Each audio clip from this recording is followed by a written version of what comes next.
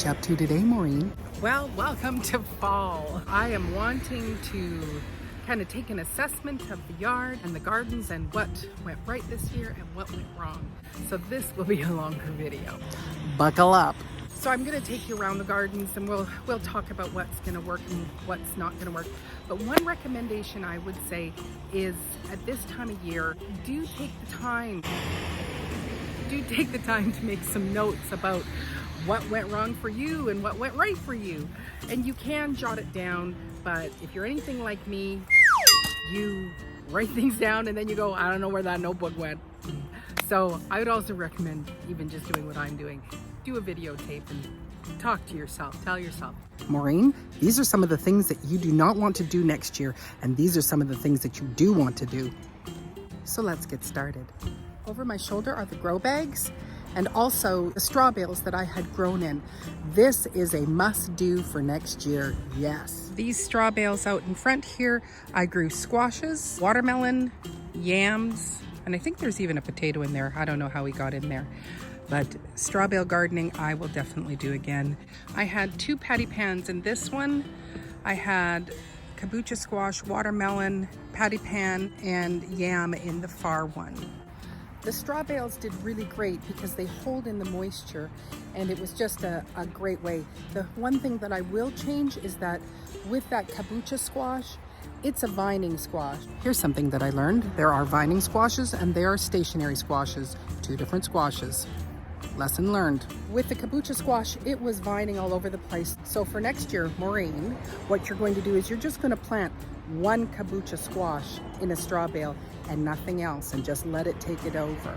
With the patty pans that I grew, you know, they're still producing now, and I'm just constantly giving them away. Throughout the season, on some of my videos, I would show you, you know, the patty pan would be about this big, and 3 to 4 days later, it would be this big. They were just absolutely fantastic. I will definitely be growing patty pans, but again, putting it in its own straw bale, because as it produces, it just takes over completely.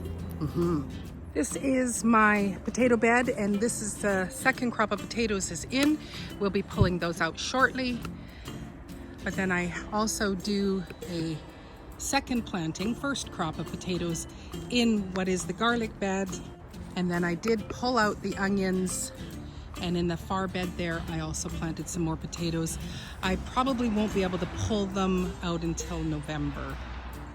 With this garlic bed that's here, and then I have onions, then there is an artichoke, kind of where bale is standing. Then the far bed was leeks. I suck at growing onions, so I'm not growing onions in there next year. No, Maureen, you shouldn't try it again. Leave it alone. We had great success with the garlic in this first bed. This is where we've been planting it. Apparently, you're not supposed to plant garlic consecutively, I think, you know, like year 3. But what we are going to do is I'm going to take all of these 3 beds that are there, you know, excluding the artichoke bed, and we're going to just put it all into garlic next year. And then once the garlic is pulled, you're going to go and put some potatoes in. You got that, Maureen? Make a mental note. Here's where those doll baby watermelons were. They are up near the road, and I did have where some kids came by and stole one and destroyed it.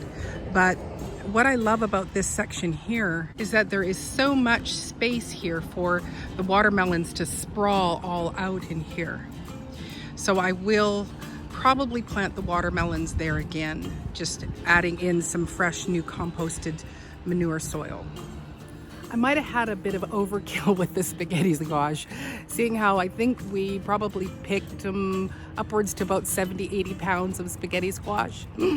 But it's shelf stable for quite a few months, so I'm happy to have spaghetti squash for the next year. I planted 2 spaghetti squash in this grow bag. There was 1 up above in here, and 1 on the other side of the path, and 1 more here. So we had 4 spaghetti squash plants. I probably won't plant as many next year, but to have the abundance is great. This is our second year with the Jerusalem artichoke, and this one is just ridiculously tall. The ginger did well in this grow bag, but our turmeric, not so much in this one. But check out that marigold.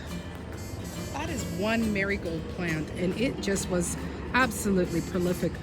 All the other marigolds that I planted were not this big, but there is only one turmeric plant that is growing. So I'm not sure what the deal was, whether it was just the seed wasn't viable, but I'll grow it again. Not sure how well the yams are going to do this year. One of the things that I need to make a note of, Maureen, is don't put your straw bales on their sides, lay them flat. So these yams here are doing okay. This yam here, he's barely started growing. And if we just come here below the Jerusalem artichokes, this one is sprawling out somewhat around. But right across, I thought I'm going to plant some yams in ground, and these ones have sprawled quite a bit. I don't know if that is say that I'm going to have successful yield of yams, but these are looking good, the ones that are in ground as well. I do have some late fruit. That is a cantaloupe, and I do believe these are honeydew. And I've left them in hopes that maybe there will be enough time for them to ripen up. But as the year started out with all that contaminated soil, those were some of the plants that were in that contaminated soil, which stunted their growth. And eventually, once I did put them in the bin, they started to produce. So will I try to grow honeydew and cantaloupe next year? Absolutely. Mm-hmm. And of course the pumpkin patch. I did have 3 different pumpkins that were growing in the yard. One was in the straw, one was in a grow bag, and of course this one, which had our 63-pound pumpkin that was sitting there. We still have 1 pumpkin left. I will definitely grow in ground as opposed to the grow bag or the straw, as neither of those gave me the bounty that this one plant did. So that's all for the front yard. So we'll head into the back. But on our way, I just wanted to stop here and show you this. My daughter and son-in-law, they live in the apartment next door to my house. And so I had given them a few plant pots, and they set up a great little garden here. So they've got some peppers, some tomatoes, some cucumbers, broccoli. And this is on the south side of the house. And so they did really, really well. So even if you only have a small space, you can grow your own vegetables throughout the summer.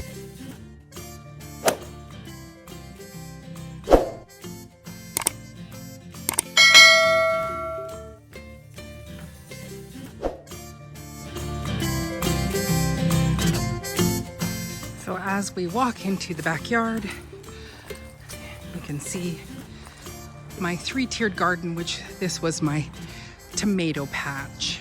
And with the tomatoes, I definitely planted way too many. Mm-hmm. I had 2 tiers of the cherry tomatoes, and then these first two tiers here, these were my Romas. And then I had 2, 4, 6, 8. I had between 8 and 10 indeterminate there, which we put on the roller hooks. Roller hooks are a must. Yes, yes, yes. We're not big tomato eaters, but we do like to have homemade salsa, and I am still hoping to make some sauce with what's left here. I'm gonna be picking them all.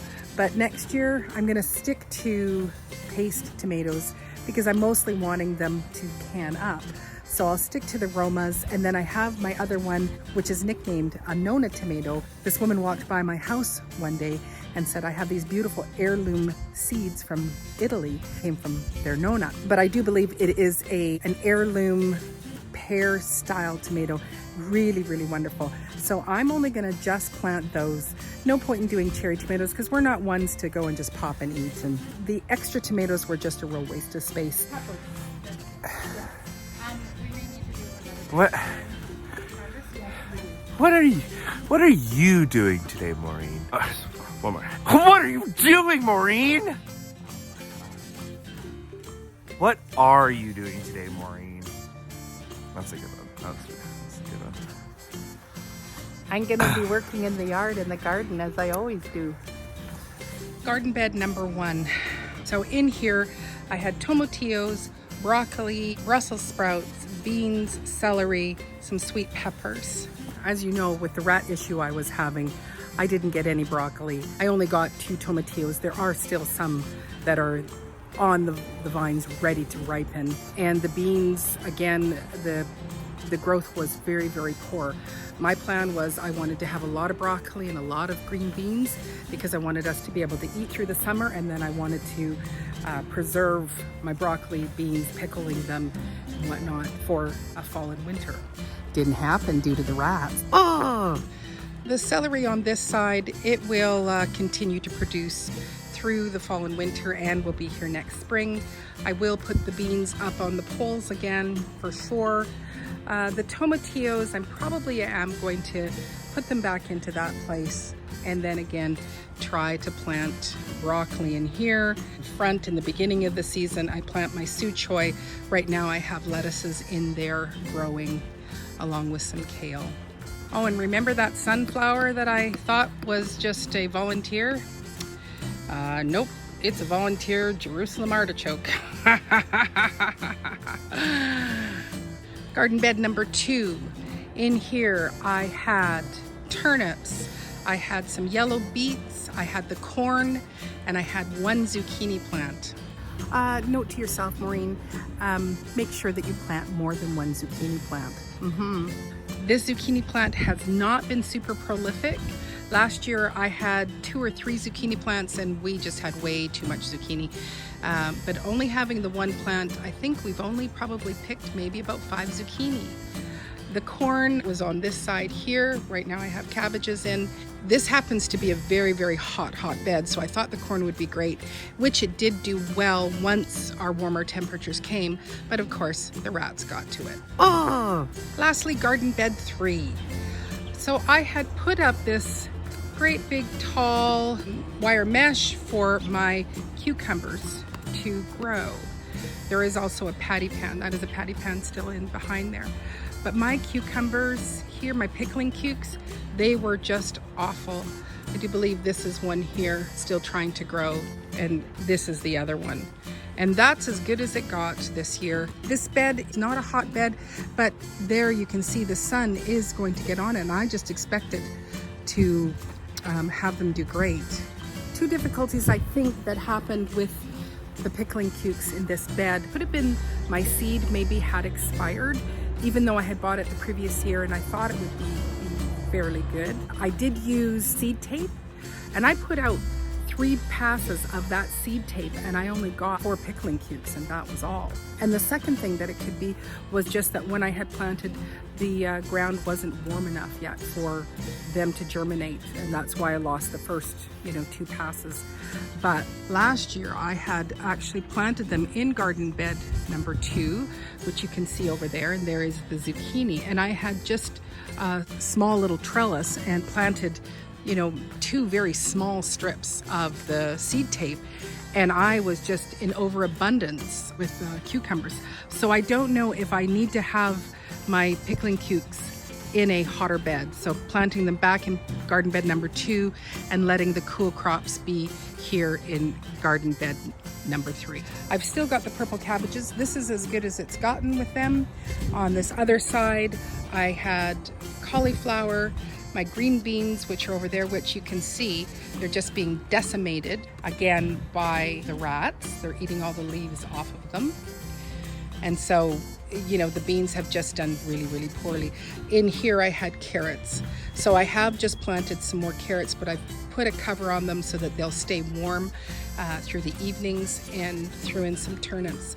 But again, this garden bed did not do well with what I had planted in it. This is my hot pepper bed with a volunteer tomato in the center of it. But here we're not quite finished the peppers. So these are cayenne, so they haven't reached their lovely red point yet. I will be digging up the peppers and bringing them indoors for the winter. But this also had jalapenos, and I think these are the bird's eye chilies. I think these might be from my friend Larry. I think that might be seeds from his garden. And so they're in their yellowing stage right now and will be turning red soon. Verdict is still out in regards to whether I will plant the peppers in there again. Last year I had planted the peppers in the 3-tiered garden bed, but that bed is just way too hot of a bed. But this bed here, it might be that it's too chilly of a bed. So it doesn't get a whole lot of sun, but you know, with the heat and whatnot, I was hoping that they would do well. So they're not super thick and bushy as maybe what I would like, but we still did get fruit. So I will, you know, try the peppers in this bed again next year. Here we are at my herb corner, and then our wonderful potting frame that we made up, which I absolutely love. This is my winter lettuce in here, but we do have some of the peppers. They're ripening, so we have been picking some. But I will definitely be putting my romaines and lettuces, because this is right off the deck of my house, and so then I can just come out and pick. So this was a good thing. So I think I covered most of the garden beds in the pots and things like that I have planted around. They're still fine with what I've got going on, and I just move the pots around to if they need to be in more sun or into the shade, then I do, you know, I basically do that. I hope those of you that have been watching my videos have felt encouraged to take a step, because I am a brand new gardener myself, and so take a step and just grow something. It's so rewarding, you know, financially and health-wise. You know, there are some challenges, but it's like, scrap it and do it again. You know, that's the beauty of when something doesn't quite work. For those of you that garden, what are you thinking of doing for next year's garden? And are you making those plans? Are you getting those things written down or making a video? Let me know in the comments below. Anyway, I look forward to seeing you in the next video. I hope you're having a wonderful day wherever you are. Take care and God bless. Happy fall gardening.